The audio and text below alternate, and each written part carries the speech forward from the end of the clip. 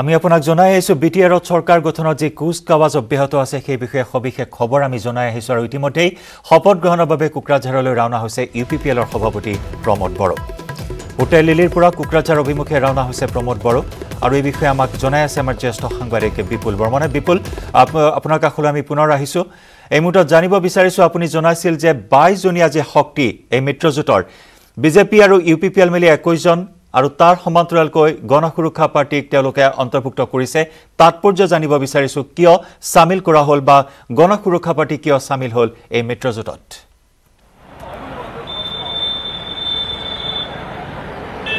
জয়ন্ত আপুনি অত্যন্ত গুৰুত্বপূৰ্ণ প্ৰশ্ন কৰিছে আমি বিৰতিত যোৱাৰ পূৰ্বে এই যিটো সংখ্যাৰ হিচাপ এই হিচাপটো আমি কৈ আছিলোঁ আকৌ এবাৰ ক'ব বিচাৰিছোঁ যে আমি তলৰ পৰা যদি যাওঁ গণসুৰক্ষা পাৰ্টিৰ এখন আৰু বিজেপিৰ 9খন 10খন হ'ল আৰু লগতে যে ইউপিপিএলৰ 12খন গতিকে 22খন হৈছে যিটো মেজিক নাম্বাৰটো হ'ল 21 গতিকে 21 থকাৰ পিছত গণসুৰক্ষা পাৰ্টিক কিয় ল'লে গণসুৰক্ষা পাৰ্টিক নল'লেওতো চৰকাৰ হ'লহেঁতেন পৰিষদ হ'লহেঁতেন কিন্তু গণসুৰক্ষা পাৰ্টিক লোৱাৰ কাৰণটো এইটোৱেই যে প্ৰমোদ বড়ো তেখেত খখলাবাৰীৰ পৰা আৰু গৈবাৰীৰ পৰা তেখেতে জয়লাভ কৰিছে গতিকে মানুহ হিচাপে তেওঁলোকৰ যদি চোৱা যায় তেওঁলোকে 20 জন আছিলে বিজেপি আৰু ইউপিপিএলৰ মিলি তেওঁলোকৰ যদি ফিজিকেলি মানুহ হিচাপ কৰা যায় তেনেহ'লে 20 জন কাৰণ এখন তেওঁলোকে অহা 6 মাহৰ ভিতৰত কাৰোবাক জয় কৰি আনিব লাগিব নিৰ্বাচন অনুষ্ঠিত হ'ব গতিকে সেইটো ৰিস্ক ল'ব বিচৰা নাই এতিয়া তেওঁলোকৰ মানুহ হিচাপে 21 জন দেখুৱাবলৈ বিচাৰিছে ৰাজ্যপালে হওক বা অসমৰ মুখ্যমন্ত্ৰীকে সেইবাবে গণসুৰক্ষা পাৰ্টিক অধিক গুৰুত্ব দিছিলে আৰু গণসুৰক্ষা পাৰ্টিৰ যোৱাবাৰৰ যিগৰাকী নিৰ্বাচিত সদস্য আছিলে দিহিৰা সমষ্টিৰ পৰা ঘনশ্যাম দাস তেখেত আগতে সেনাবাহিনীত কাম কৰিছিলে তেখেতে এইবাৰো জয়লাভ কৰিছে গতিকে তেখেতে এইবাৰৰ এই যিখন প্ৰমোদ বড়ো অহা কাইলৈ শপত গ্ৰহণ কৰিব কোকৰাঝাৰ আজি ইতিমধ্যে ৰাওনা হৈছে ইয়াৰ পৰা কেমেৰা পাৰ্চন মনোজ দুৱাৰা আৰু মই তেখেতৰ ইণ্টাৰভিউ লৈছিলোঁ তেখেতে খুব সুন্দৰভাৱে কৈছে আৰু তেখেতৰ পৰিষদত যে ঘনশ্যাম দাসে যে এজন ইএম হ'ব এটা বিভাগ যে লাভ কৰিব এইটো নিশ্চিত হৈছে আৰু তেখেতৰ গুৰুত্ব বাঢ়িছে আৰু লগতে সমান্তৰালভাৱে এখন তালিকা আমাৰ হাতত আহি পৰিছে যে কোনে অহা কাইলৈ শপত ল'ব বা কোনে বিভাগসমূহ পাব আমি এনেধৰণৰ খবৰ পাইছিলোঁ যে নাগৰিজুলিৰ যিগৰাকী ধৰ্মনাৰায়ণ দাস তেওঁ যোৱাবাৰ একমাত্ৰ বিজেপিৰ সদস্য আছিলে এইবাৰ পুনৰ জয়লাভ কৰিছে যদি তেওঁ এই মন্ত্ৰীসভাত স্থান লাভ কৰিব পৰিষদত স্থান লাভ কৰিব গতিকে আন এগৰাকী সদস্য মুদৈ বড়োৰ যিগৰাকী বিজেপিৰ নিৰ্বাচিত সদস্য তেওঁ এই পৰিষদত স্থান লাভ কৰিব আমাৰ হাতত পোৱা খবৰ মতে আৰু এই পৰিষদখনত এতিয়ালৈকে যি আমি 22 জনৰ কথা ক'লোঁ তাৰ লগত +1 আছে 1 জন হ'ল যি সুজল দাস তেখেতে যি শ্ৰীৰামপুৰৰ সমষ্টিৰ পৰা জয়লাভ কৰিছিলে গতিকে এই 23 জন সদস্যৰ ভিতৰত যদি অভিজ্ঞ হিচাপত আমি ক'ব লাগে তেনেহ'লে ঘনশ্যাম দাসে দুবাৰকৈ জিকিলে আৰু দুবাৰকৈ জিকিছে ধৰ্মনাৰায়ণ দাসে গতিকে তেওঁলোক অভিজ্ঞ তেওঁলোকৰ আসন নিশ্চয় সন্মুখত থাকিব তেওঁলোকে অহা কাইলৈ ইএম পোৱাৰ যথেষ্ট সম্ভাৱনা আছে আৰু এই মুহূৰ্তত হাগ্ৰামা শিবিৰৰ কথা কৈছোঁ হাগ্ৰামাই যোৱাকালি যিটো বিজেপি এটা অনুৰোধ কৰিছিলে যে কাউন্সিল গঠন কৰিব বিচাৰে বুলি কৈছিলে তেওঁক মুঠে গুৰুত্ব নিদিলে আৰু মুখ্যমন্ত্ৰী বা বিত্তমন্ত্ৰী হিমন্ত বিশ্ব শৰ্মা বা ৰঞ্জিত দাস সকলোৱে মিলি ঘোষণা কৰিলে যে গণসুৰক্ষা পাৰ্টি থাকিব ইউপিপিএল থাকিব আৰু বিজেপি থাকিব আৰু প্ৰমোদ বড়ো হ'ব আগন্তুক CEM চিফ এক্সিকিউটিভ মেম্বাৰ গতিকে এতিয়া কোকৰাঝাৰ অভিমুখে ৰাওনা হৈছে আৰু এইটো খবৰো আমি পাইছিলোঁ যে হাগ্ৰামা মহিলাৰে বৰ্তমান গুৱাহাটীত বাহৰ পাতিছে কিন্তু তেওঁৰ কোনো ধৰণৰ অংক মিলা নাই বৰঞ্চ তেওঁৰ শিবিৰৰ পৰা 6 জন নিৰ্বাচিত সদস্য কোকৰাঝাৰৰ পৰা 2 জন চিৰাঙৰ পৰা 2 জন আৰু অন্য স্থানৰ পৰা 2 জন মুঠ 6 জন সদস্যই এতিয়া প্ৰমোদ বড়োৰ লগত ডাইৰেক্টলি যোগাযোগ আৰম্ভ কৰিছে এই কথা আমাক প্ৰমোদ বড়োৱে অলপ আগতে ইণ্টাৰভিউত জনালে আৰু লগতে জনালে নিখিল বড়ো ছাত্ৰ সন্থাৰ সভাপতি দেৱেন বড়োৱে আৰু তাৰ আগে ইমানুৱেল মুছাহাৰী আমাক তামোলপুৰ সমষ্টিৰ বিধায়কগৰাকীয়ে ক'লে যে তেওঁৰ লগতো 2 জনে যোগাযোগ কৰিছে গতিকে জয়ন্ত এই মুহূৰ্তৰ এই বিটিচি নিৰ্বাচনক লৈ অহাকালি শপত গ্ৰহণৰ প্ৰাক মুহূৰ্তত এইখিনি আপডেট খবৰ আজিৰ এই সময়লৈকে নিশ্চয় বিপুল বৰ্মন দেখিবলৈ পোৱা হৈছে যে কালিলৈকে হাগ্ৰামা মহিলাৰী যথেষ্ট কনফিডেন্ট আছিল যে তেওঁ চৰকাৰ গঠন কৰিব আওপকীয়াকৈ বিজেপিক অনুৰোধ জনাইছিল সংবাদ মেলযোগে কিন্তু তাৰ সমান্তৰালকৈ হাগ্ৰামা মহিলাৰীৰ অপশাসন আঁতৰাবলৈ মিত্ৰজোঁটৰ যি কুচকাৱাজ বিটিআৰত চৰকাৰ গঠন কৰিবলৈ এনেকুৱা পৰিৱেশ নজৰবন্দীৰ যিটো পৰিৱেশ দেখিবলৈ পোৱা হ'ল হোটেল লিলিত আমি মণিপুৰ বিধানসভাত দেখিবলৈ পাইছিলোঁ ৰাজস্থানত দেখিবলৈ পাইছিলোঁ কৰ্ণাটকত দেখিবলৈ পাইছিলোঁ কিন্তু পৰিষদীয় নিৰ্বাচনত তেনেকুৱা এটা পৰিৱেশ কিন্তু বিশেষ তাৎপৰ্য বহন কৰিছে বিপুল চাওক যদি আমাৰ যিখিনি ৰাজনৈতিক অভিজ্ঞতা আছে আমি এটা কথা কৈছোঁ যে ইয়াৰ আগতে যদি বিধানসভাৰ ফালৰ পৰা চোৱা যায় তেনেহ'লে মণিপুৰে হওক বা ৰাজস্থান হওক এই ধৰণৰ মধ্যপ্ৰদেশ বা বিভিন্ন ৰাজ্যত জয়লাভ কৰাৰ পিছত প্ৰাৰ্থীসকলৰ মোবাইলবোৰ কাঢ়ি লোৱা হয় বা তেওঁলোকক কোনো ৰিজৰ্টত ৰখা হয় কিন্তু অসমতো এনে ঘটনা আগতে যে হোৱা নাই তেনেকুৱা নহয়। আমাৰ অভিজ্ঞতাৰ ফালৰ পৰা মই ক'ব বিচাৰিছোঁ, যোৱাবাৰ যেতিয়া কাৰ্বি আংলং স্বায়ত্তশাসিত পৰিষদত যেতিয়া তুলিৰাম আৰু জগত সিং ইণ্টিৰ মাজত যেতিয়া অৰি লাগিছিল CM পদটো পোৱাৰ বাবে, তেতিয়া এই জগত সিং ইণ্টিৰ শিবিৰটোৱে এই লিলি হোটেলতে বাহৰ পাতিছিলে।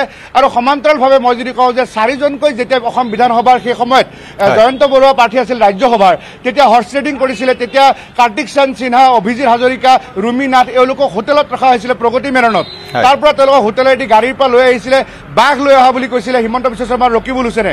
গতিকে অসমৰ ৰাজনীতিত এনেধৰণে যি নিৰ্বাচিত প্ৰতিনিধিক তেওঁলোকক হোটেলত ৰখাৰ ৰাজনীতি আগতে আছে। এতিয়া এই হোটেলখনত যিখন মোৰ পিছফালে যিখন লিলি হোটেল আছে, এই হোটেলৰ 7ম মহলাত আটাইকেইজন পৰিষদৰ নিৰ্বাচিত সদস্য প্ৰমোদ বড়ো এতিয়া কোকৰাঝাৰলৈ গুচি গ'ল আৰু গোবিন্দ বসুমতাৰী গুচি গ'ল। বাকী যি 21জন এতিয়া কংগ্ৰেছৰ সৈতে লগ হৈ যিকেইজন আছে, আটাইকেইজনকে 7ম মহলাত আছে। 7ম মহলাত তেওঁলোকৰ কাৰণে ৰুম বুক কৰি থৈছে আৰু তেওঁলোকৰ তাতে কেইবাজনো আৰক্ষী বিষয়া তাত মোতায়েন কৰা হৈছে। সকলোৱে তীক্ষ্ণ নজৰ ৰাখিছে যাতে কোনো কাৰো লগত যোগাযোগ কৰিব নোৱাৰে। কিন্তু এই মুহূৰ্তত যোগাযোগৰ সময় এতিয়া পাৰ হৈ গ'ল, কাৰণ কিয় ৰাজ্যপালৰ কাৰ্যালয়ৰ পৰা যিহেতু অনুমোদন পাইছে, অহাকালি যিহেতু শপত গ্ৰহণ হ'ব, শপত গ্ৰহণ হোৱাৰ পিছত সকলোৱে সাহস পক্ষৰ লগতে থাকিব বিচাৰে। গতিকে যোৱাবাৰৰ যিটো ৰাজনীতি 2015 চনত, তাত PCDR আছিলে 20 আৰু BPFৰ আছিলে 20। BPFৰ হাগ্ৰামা মহিলাই মহেশ্বৰ বড়োক লৈ আহিলে, তেতিয়া 21 হৈ গ'ল আৰু এইফালে 19 হৈ গ'ল PCDRৰ। তাৰপিছত যেতিয়া BPFৰ এই PCDRৰ ফালৰ পৰা আৰু 10-12 জনে জইন কৰি দিলে। গতিকে অহা কাইলৈ প্ৰমোদ বড়োই জইন কৰাৰ শপত গ্ৰহণ কৰাৰ পিছত আৰু বহু BPFৰ নেতা আহি কিনে এই UPPL, BJP আৰু গণ সুৰক্ষা পাৰ্টি এই চৰকাৰখনত যোগ দিব। এইটো আগৰ পূৰ্বৰ ৰাজনীতিৰ পৰা নিশ্চিত হৈছে। জয়ন্ত, হয়, ধন্যবাদ বিপুল, ধন্যবাদ জ্ঞাপন কৰিছোঁ আপোনাক এই বিস্তৃত খবৰ এই মুহূৰ্তত আপুনি আমাক জনোৱাৰ বাবে। আৰু এনেদৰে বৰ্তমান যথেষ্ট আকৰ্ষণীয় হৈ উঠিছে চৰকাৰ গঠনৰ এই কুচকাৱাজ। আৰু ইতিমধ্যে প্ৰমোদ বড়োৱে মুখ্য কাৰ্যবাহী সদস্য হিচাপে শপত গ্ৰহণ কৰিব কাইলৈ। গ্ৰীণফিল্ডত বিশাল আয়োজন চলিছে এই মুহূৰ্তত। আৰু সকলোখিনি খবৰ এই মুহূৰ্তত আমাক জনাইছে আমাৰ জ্যেষ্ঠ সাংবাদিক বিপুল বৰ্মনে।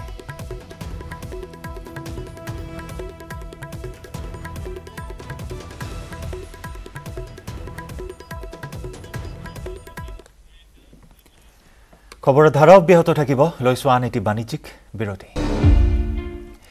মহানগৰীৰ হাতীগাঁৱত নিশা ভয়ংকৰ ঘটনা। পশ্চিম বিলাসীপাৰাৰ প্ৰাক্তন বিধায়কৰ ঘৰত আক্ৰমণ। প্ৰাক্তন বিধায়ক আলী আকবৰ মিয়াৰ ঘৰত আক্ৰমণ দুৰ্বৃত্তৰ। পুৱতি নিশা ভতিজী আৰু ভাগিনক শুই থকা অৱস্থাত ছুৰিকাঘাত দুৰ্বৃত্তৰ।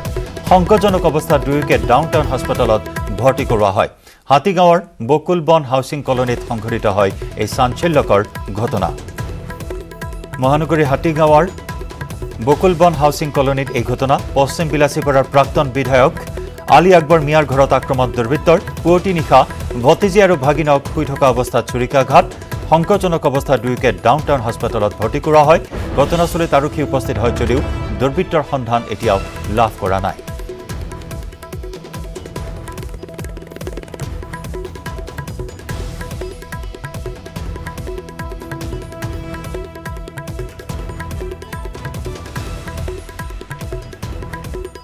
প্ৰাক্তন বিধায়ক আলী আকবৰ মিয়াৰ ঘৰত দুৰ্বৃত্তই আক্ৰমণ চলায়।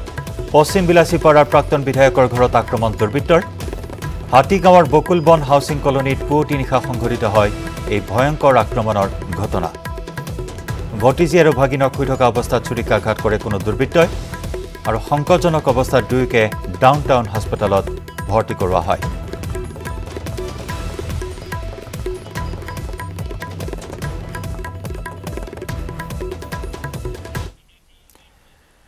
দেশৰ অন্নদাতাৰ অনশন অব্যাহত। অধিক তীব্ৰতৰ কেন্দ্ৰীয় চৰকাৰৰ বিৰুদ্ধে অব্যাহত থকা কৃষক আন্দোলন। আন্দোলনকাৰী প্ৰতিটো কৃষক দলৰ নেতৃত্বৰ লগতে দিল্লীৰ সীমান্তত হাজাৰ হাজাৰ কৃষকে দিনজোৰা অনশনেৰে সাব্যস্ত কৰিছে তীব্ৰ প্ৰতিবাদ। কেৱল দিল্লীতেই নহয়, সমগ্ৰ দেশতে আজি প্ৰতিবাদী কৃষকে জিলা সদৰে সদৰে ৰূপায়ণ কৰিছে অনশন কাৰ্যসূচী। কৃষকৰ অনশনলৈ সমৰ্থন জনাইছে আম আদমি পাৰ্টীয়েও। কৃষকৰ লগতে আপৰ কৰ্মকৰ্তাসকলেও কেন্দ্ৰৰ বিৰুদ্ধে অনশনেৰে সাব্যস্ত কৰিছে প্ৰতিবাদ। কেন্দ্ৰীয় চৰকাৰৰ নতুন কৃষি আইনৰ বিৰুদ্ধে বিগত নৱেম্বৰ মাহৰ পৰাই প্ৰতিবাদ অব্যাহত ৰাখিছে কৃষকসকলে। পূৰ্বে কেইবালানিও আলোচনা বিফল হোৱাৰ পিছত বিতৰ্কিত 3খন নতুন কৃষি আইন বাতিলৰ দাবীত অটল হৈ আছে প্ৰতিবাদকাৰী কৃষকসকল। ইফালে কেন্দ্ৰীয় কৃষিমন্ত্ৰী নৰেন্দ্ৰ সিং টোমাৰে দেওবাৰে পুনৰ নতুন কৃষি আইনৰ বিৰুদ্ধে বিৰোধীয়ে অপপ্ৰচাৰ কৰা বুলি মন্তব্য কৰাত অধিক ক্ষোভিত হৈ উঠিছে প্ৰতিবাদী কৃষকসকল।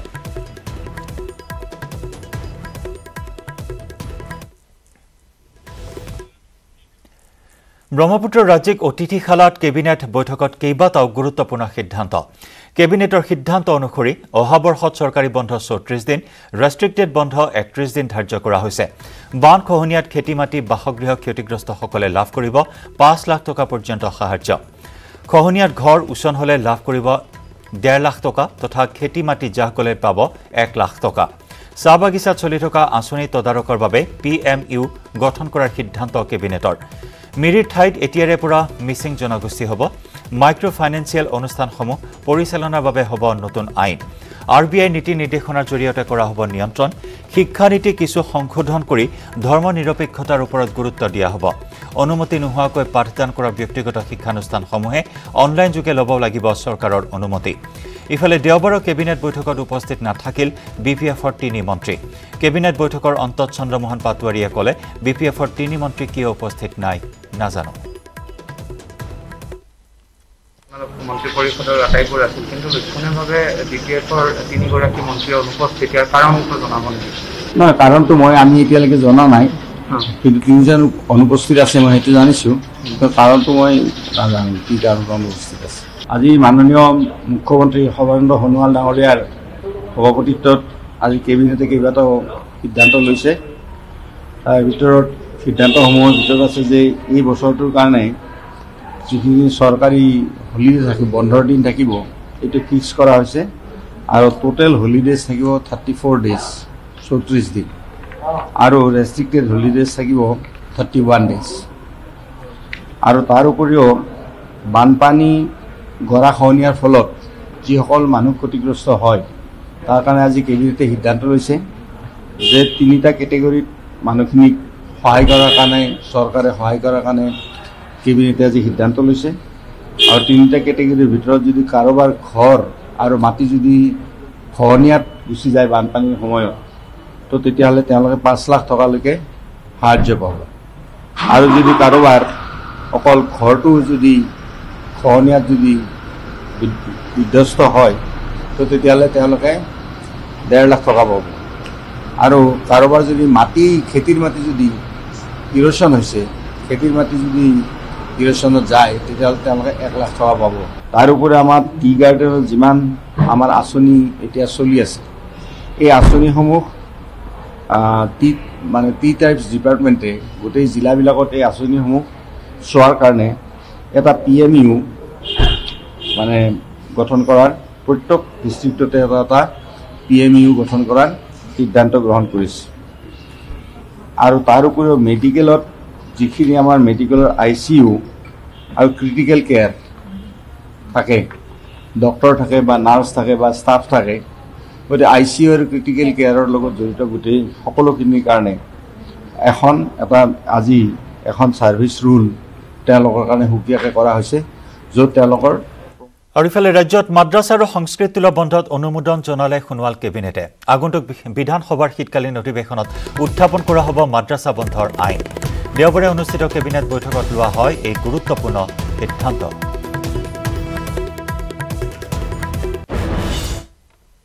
Repeal of provisions of madrasa and Sanskrit tols এখন এক্ট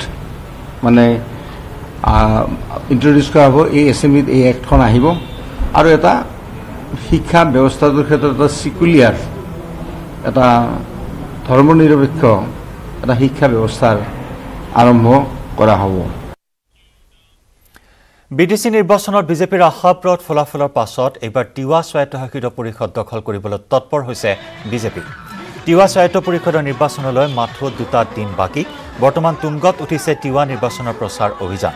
দেওবাৰে বিয়লি নগাঁও সদৰ সমষ্টিৰ অন্তৰ্গত তিৱা স্বায়ত্তশাসিত পৰিষদৰ 22 নম্বৰ পুখুৰীপাৰ সমষ্টিৰ ভাৰতীয় জনতা পাৰ্টীৰ মনোনীত প্ৰাৰ্থী বিশ্বজ্যোতি পাটৰৰ হৈ নিৰ্বাচনী প্ৰচাৰত নামিল বিধায়ক ৰূপক শৰ্মা। গীতৰ তালে তালে নৃত্য কৰি বিধায়কগৰাকীয়ে দলীয় কৰ্মকৰ্তাসকলক লগত লৈ সমষ্টিৰ ৰাইজৰ ঘৰে ঘৰে গৈ নিৰ্বাচনী প্ৰচাৰ অভিযান চলায়। পুখুৰীপাৰ সমষ্টিৰ বিভিন্ন স্থানত গীতৰ তালে তালে নৃত্য কৰি বিধায়কগৰাকীয়ে ভোটাৰক আকৰ্ষিত কৰাৰ লগতে এপাক নোচোৱালেও ভোটাৰক। বিধায়কগৰাকীয়ে ভাৰতীয় জনতা পাৰ্টীৰ প্ৰতি থকা ৰাইজৰ সমৰ্থনৰ বাবে সকলোকে ধন্যবাদ জনায়। লগতে BTRত বিজেপি দলে ভাল ফলাফল লাভ কৰাৰ পাছত তিৱা স্বায়ত্ত পৰিষদো বিজেপিয়ে গঠন কৰিব বুলি মন্তব্য কৰে।